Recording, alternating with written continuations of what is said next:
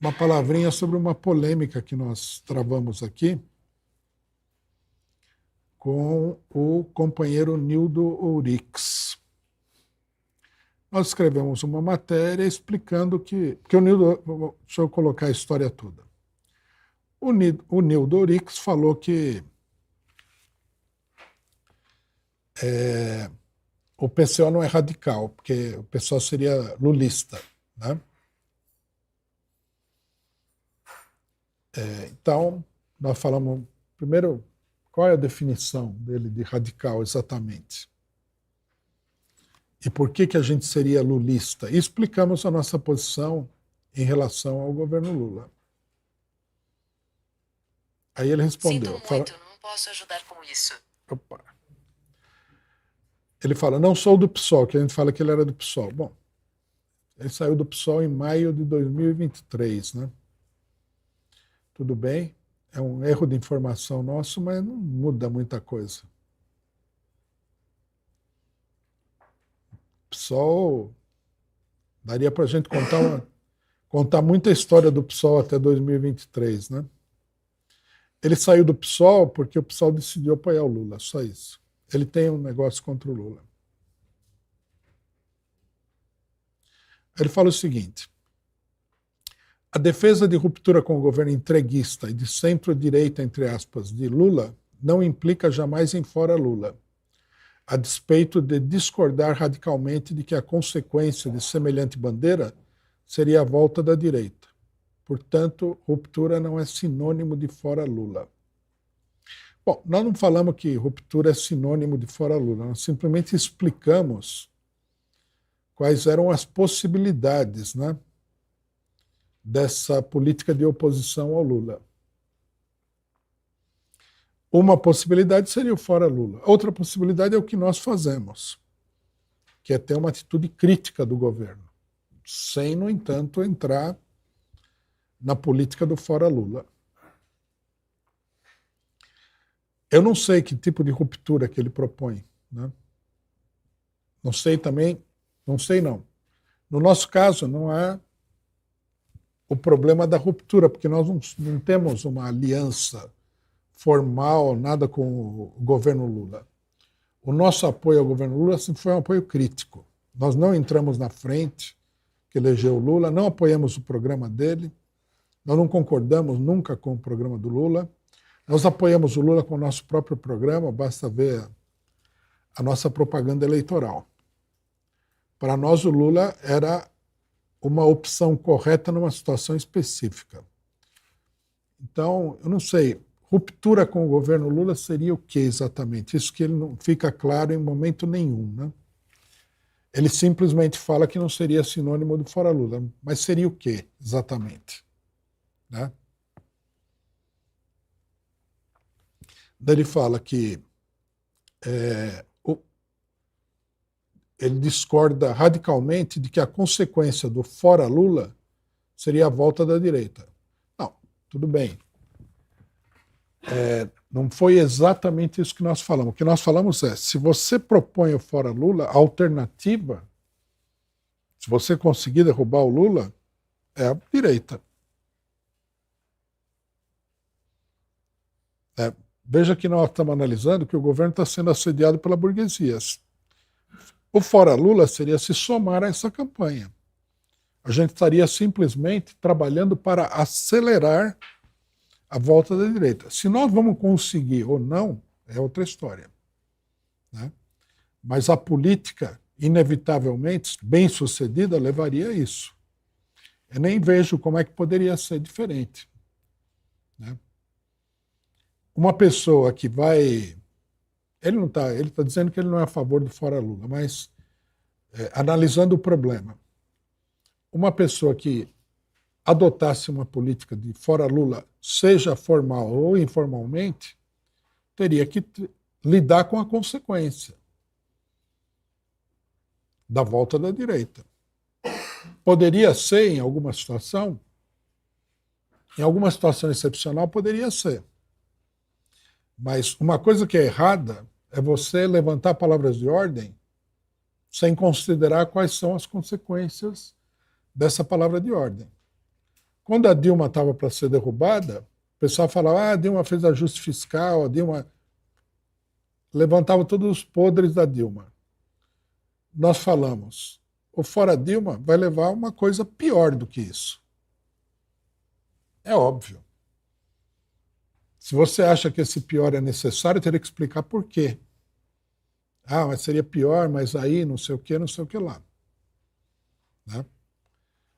De um modo geral, você não vai fazer campanha se você não tem, a não ser que, porque aqui se colocam duas situações. Uma situação é a seguinte, você tem força para derrubar o governo. Bom, isso é outra história. Se você tem força para derrubar o governo, a alternativa é você mesmo. Agora, se você não tem força e você propõe a derrubada do governo, você está, na verdade, se aliando aos setores que têm força para derrubar o governo. Então, seria uma política meio suicida, apoiar a direita. Quer dizer, a consequência dessa bandeira, se ela for levada até o fim, se ela for bem sucedida, nas atuais situações é essa. Aí ele diz o seguinte, a comparação do governo petucano com Kerensky, petucano é porque ele acha que o governo Lula é um governo tucano, mesmo com os reparos manifestos de Rui, é completamente descabida, pois o mestre Lenin e também Trotsky atuavam sempre analisando as condições concretas. Portanto, a análise do método marxista não pode ignorar as condições concretas. Não sei o que ele quer dizer com isso. Porque a tática que você indica, ela logicamente leva em consideração alguma coisa de concreto para ser aplicada. Por exemplo, os marxistas não propõem dividir os sindicatos oficiais. Aí não tem sentido uma pessoa chegar e falar assim, não, mas essa política tem que levar em consideração as condições concretas. Não, lógico, tem que levar em consideração as condições concretas, mas né, ela pressupõe um determinado conjunto de condições. A política do Partido Bolchevique não é uma política abstrata. Ela, do ponto de vista geral, né, do ponto de vista, digamos assim, algébrico, ela diz o seguinte, se você tem um governo de esquerda, a sua política, mesmo nas situações mais radicais, uma revolução, como na Rússia, não é derrubar o governo. É você confrontar o governo com as necessidades das massas. Quer dizer, não é um ataque frontal, é um ataque de flanco. Foi isso que Lenin e Trotsky fizeram na Revolução Russa. Eles nunca, não apareceu nunca a palavra de ordem de fora Kerensky. Porque eles não pediam a derrubada do governo. Não era a política deles derrubar o governo.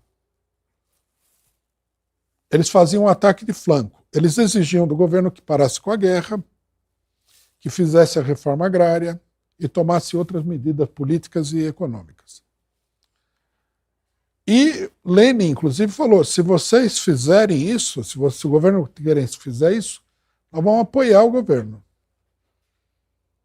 Nós vamos levar adiante uma luta, ele colocou quase que parlamentar. Nós vamos atuar no Soviet para conseguir uma maioria e tal. Quer dizer, a nossa atitude com relação ao governo seria uma atitude pacífica, de modificar as circunstâncias, etc. e tal. Isso era uma revolução. Fora de uma revolução, né, mas ainda se impõe a cautela. Se eles não falaram fora Kerensky no meio da revolução, imagine um fora Lula fora da revolução. Já seria uma alucinação completa. Mais ainda no caso do governo Lula se impõe essa conduta. Trotsky, no programa de transição, ele diz o seguinte, a nossa única exigência para os partidos que falam em nome dos trabalhadores, PT, por exemplo, tá? se encaixa assim com precisão nessa definição. É que rompam com a burguesia e se encaminhem para uma política independente, eventualmente tomada do poder pelos trabalhadores. E veja que Trotsky é bem claro, a nossa única exigência, não é a maior, não é a mais importante. O que nós estamos fazendo aqui é justamente o que Trotsky propõe no programa de transição. Lula, não esfolhe o trabalhador. Lute contra a burguesia, mobilize os trabalhadores, tenha uma atitude independente. É isso que nós estamos fazendo. Aí, algum petista aí, áulico, né? Que tem os áulicos da internet, que defende o Lula, mesmo que o Lula se jogar de cabeça de um penhasco, eles defendem o Lula. Eles vão falar o seguinte, não, isso aí é uma manobra para indispor os trabalhadores contra o governo Lula. Não. Os trabalhadores vão se indispor com a política do Lula, não com a gente.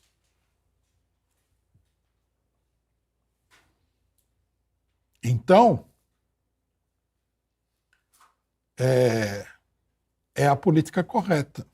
É o que nós estamos fazendo.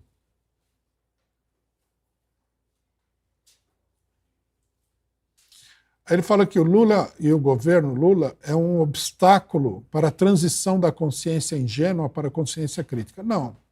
O governo em si não é um obstáculo para a transição da consciência.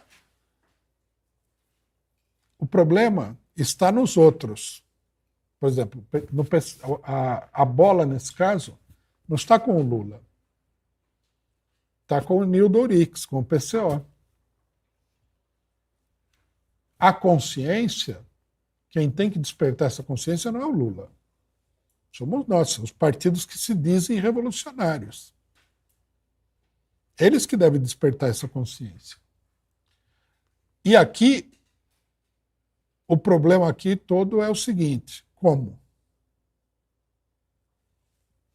Porque declamações não resolvem o problema.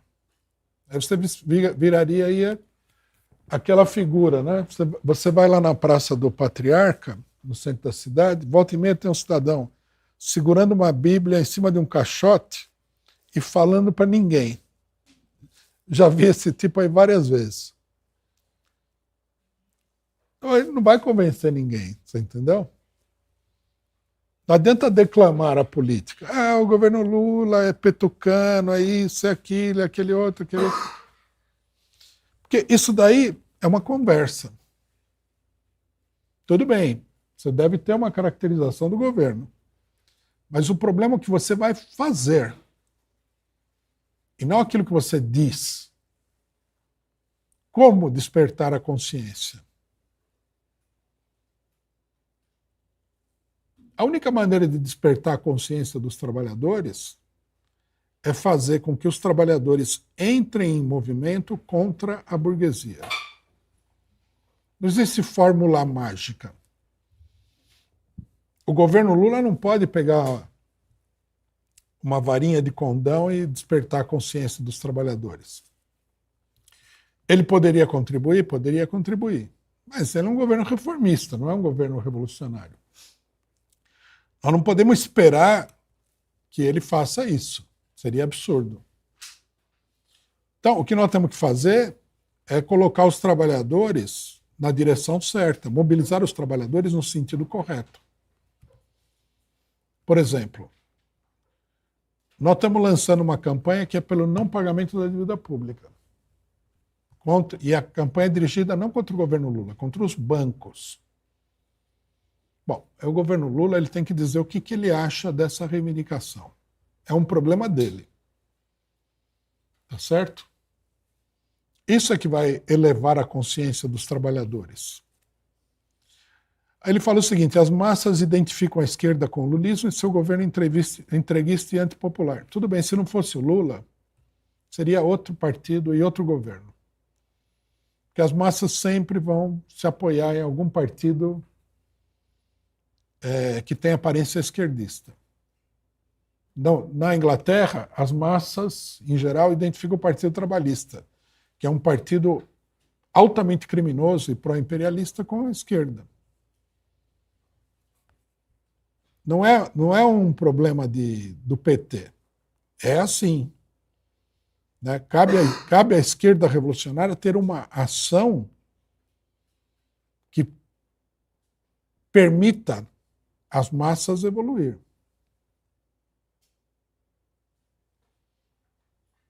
Ela fala assim, daí a conclusão, o pior é a conclusão, né?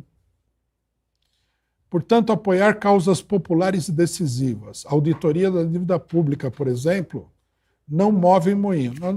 A auditoria da dívida pública, para nós, não é a melhor reivindicação. A reivindicação seria não pagamento da dívida pública, que vai direto no assunto. Porque a auditoria seria que ver, se a gente confirmar que essa dívida é toda uma dívida criminosa, desonesta, papapá, aí você vai pedir que não pague essa dívida. Não. Tudo bem, né? A gente pode apoiar parcialmente essa iniciativa, mas não é a nossa política.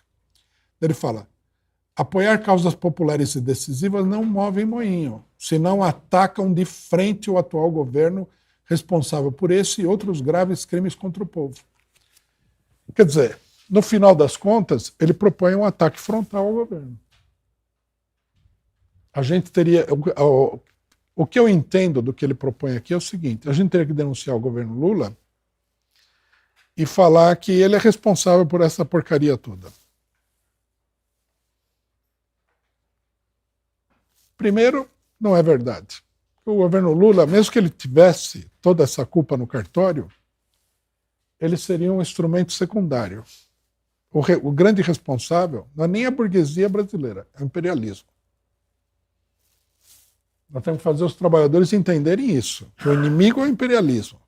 Ah, mas o Lula... Bom, então, se o Lula está servindo ao imperialismo, ele tem que ser denunciado por isso, mas não como principal responsável.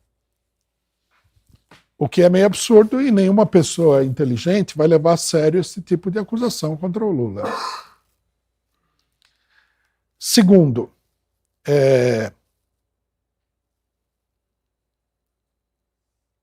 propor que as pessoas que apoiam o governo do PT partam para um ataque frontal ao governo é uma política que não tem lógica absolutamente nenhuma. Seria como mudar a política, seria como mudar a conduta das pessoas da água para o vinho do dia para a noite. Se as pessoas têm que se convencer de que a política do governo PT é errada, eles vão se convencer, primeiro, por etapas, gradualmente. E vai ser um processo, mais ou menos longo. Não adianta você chegar para um lulista, pode fazer o teste, e falar, não, o culpado da desgraça do Brasil é o Lula. Nunca que você vai convencer a pessoa.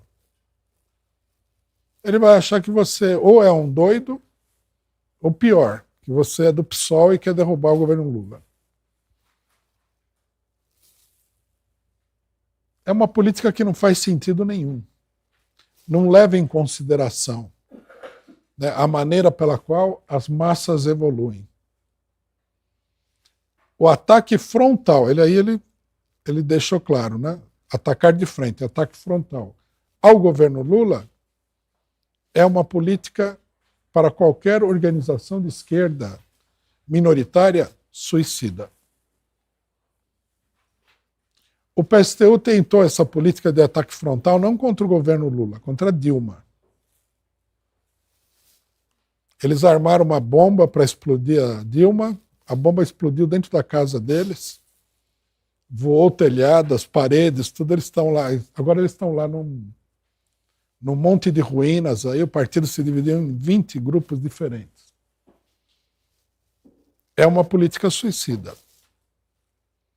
O ataque ao governo Lula tem que ser um ataque de flanco, não um ataque de frente.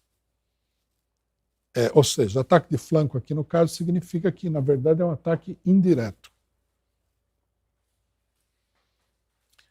Uma coisa que eu acho que uma boa parte da esquerda não entende quando se trata da política prática é o seguinte: a política prática ela tem que se estruturar num eixo, né, fundamental, que é o eixo da luta da classe operária contra o inimigo fundamental. Quem que é o inimigo fundamental? O imperialismo. As lutas que decorrem disso, elas estão subordinadas a essa luta contra o imperialismo. Então, a luta contra a esquerda reformista está subordinada a essa luta. A luta contra a burguesia local dos países atrasados está subordinada a essa luta. Se você modificar esse eixo, né, o que é um eixo? Né? Vamos supor, como um eixo de roda. Ele realiza um movimento fundamental, ele tem que ficar naquele negócio. Se você modifica esse eixo, você vai entrar numa operação incoerente que vai levar à ruptura do mecanismo. Então, aqui o que o Neil Doric está falando é o seguinte: o inimigo fundamental é o PT, por razões subjetivas, a consciência das massas, etc, etc, etc. Mas a política não pode ter um caráter subjetivo, ela tem que ter um caráter objetivo. O inimigo é o imperialismo. Ah, mas e o Banco Itaú? O Banco Itaú é um piolho do imperialismo. Não é um fenômeno independente. É isso que o pessoal não entende na nossa avaliação sobre o governo Trump. O Trump ele é secundário em relação ao imperialismo. Ah, mas ele é aliado da Ku Klux Klan, dos neonazistas, tudo bem. Nunca ninguém disse que o Trump era uma maravilha de pessoa, mas não é o imperialismo. E depois tem que tomar cuidado com esse problema ideológico, o problema puramente ideológico. Você vê, a esquerda argentina nunca teve o papel enorme que a esquerda brasileira teve. Até hoje, quem domina a política argentina é o peronismo. Quando apareceu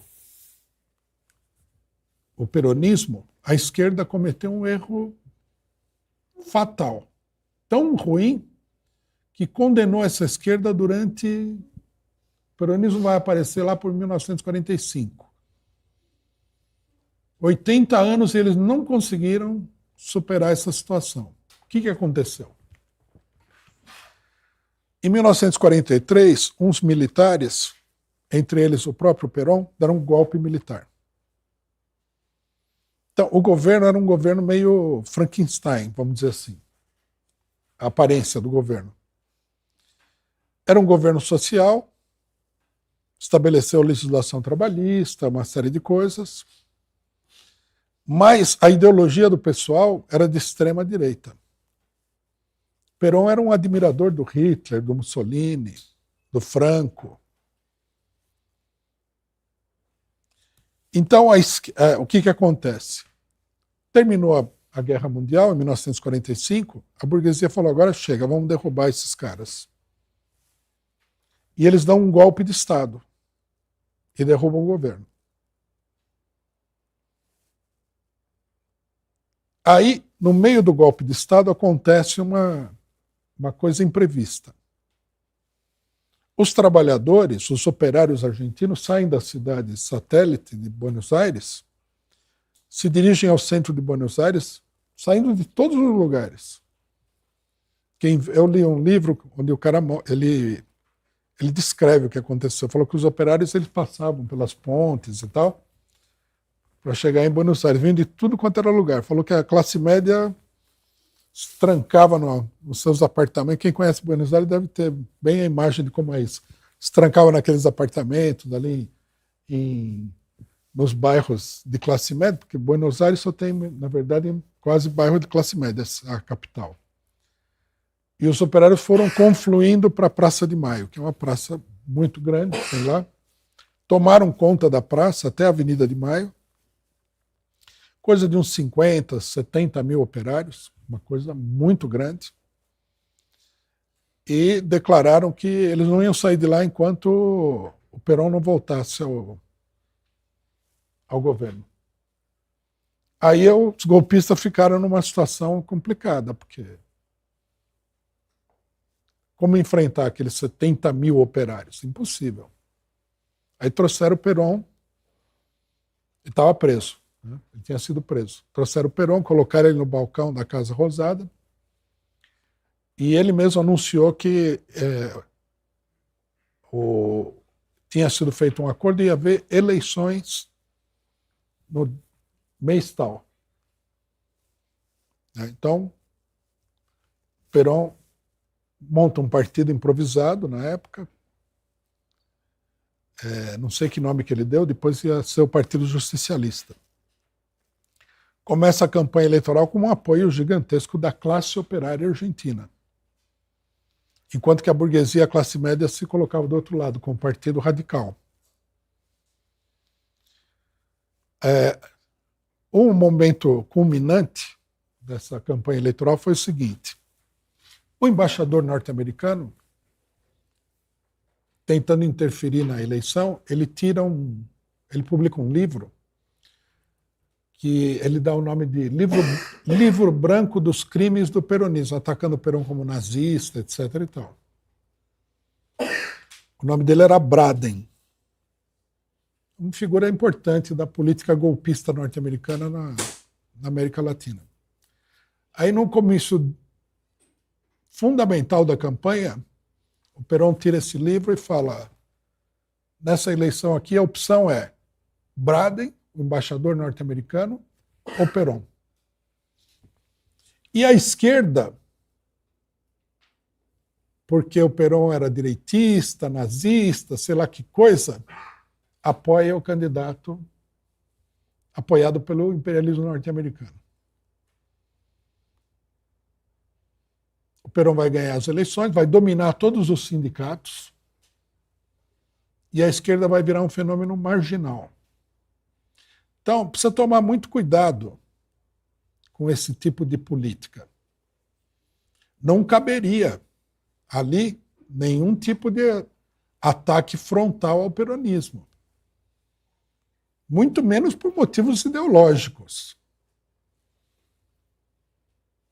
E menos ainda ficar do lado do embaixador norte-americano, ou seja, do imperialismo, contra o Perón, porque o Perón supostamente seria um nazista. O Perón virou um mito nacional argentino. Virou uma coisa quase religiosa. E a esquerda nunca saiu do resto do chão. O Partido Comunista Argentino foi um dos partidos comunistas menos expressivos de toda a América Latina. A esquerda argentina, ela tem uma tradição histórica de ser uma esquerda pequeno-burguesa, porque a classe operária, né, a presença do peronismo é muito grande, sempre foi. Tem crises, tudo, mas o fato é esse. É a esquerda da capital federal, não é a esquerda, né, dos operários argentinos. Então, esse negócio de atacar o Lula pela frente não é um problema de gostar do Lula ou deixar de gostar. Não é isso. É um problema de que a política, ela é uma coisa que tem que ser estruturada logicamente. O Lula não é o nosso inimigo principal. Não é porque ele está no governo que ele virou inimigo principal. Até porque ele governa pouco. Né? Vem os especuladores financeiros aí, botam o dólar em 6,18, o Lula vai lá e entrega até as calças para o pessoal. Então o que adianta? Você vai brigar com um governo que é semi-fantasmagórico aí? Não faz sentido nenhum essa política.